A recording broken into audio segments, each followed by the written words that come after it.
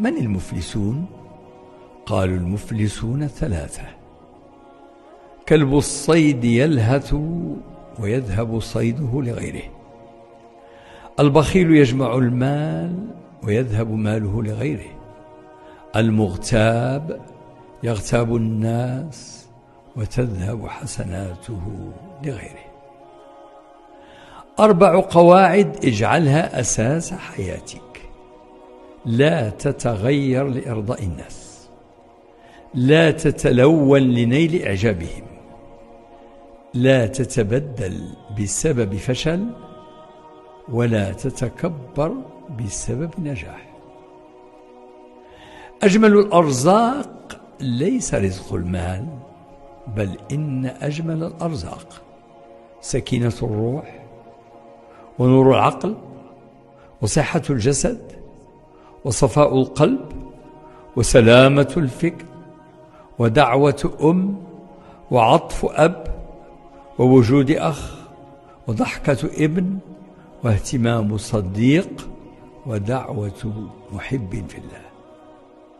صاحب الصالحين، فإنهم إذا غبت عنهم فقدوك، وإذا غفلت نبهوك، وإذا دعوا لأنفسهم لم ينسوك. هم كالنجوم إذا ضلت سفينتك في بحر الحياة أرشدوك، وغدا تحت العرش ينتظروك. ألا يكفيك أنهم في الله يحبك؟ السمكة التي لا تبقي فمها مغلقا لن يصيدها أحدا، فأغلق فمك، لأن الكثير يتمنى أن يتصيد أخطائك. وكن كالمطر أينما يقع ينفع، ولا تقل إن الدنيا تعطيك ظهرها، فربما أنت الذي تجلس بالعكس. أجمل حكمة من تلك التي رواها ابن الجوزي رحمه الله: مشقة الطاعة تذهب ويبقى ثوابها، ولذة المعاصي تذهب ويبقى عقابها. وقال رجل لصاحبه وهو يتأمل في القصور: أين نحن حين قسمت هذه الأموال؟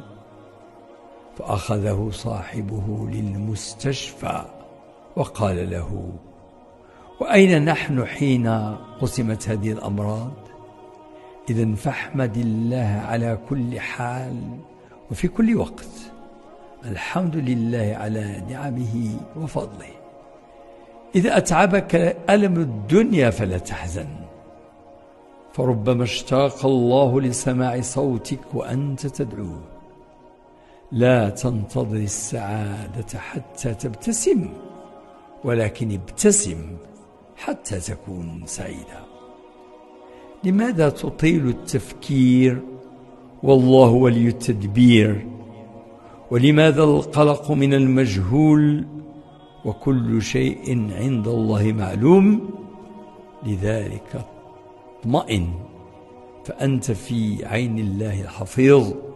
وقل بقلبك قبل لسانك: فوضت أمري إلى الله.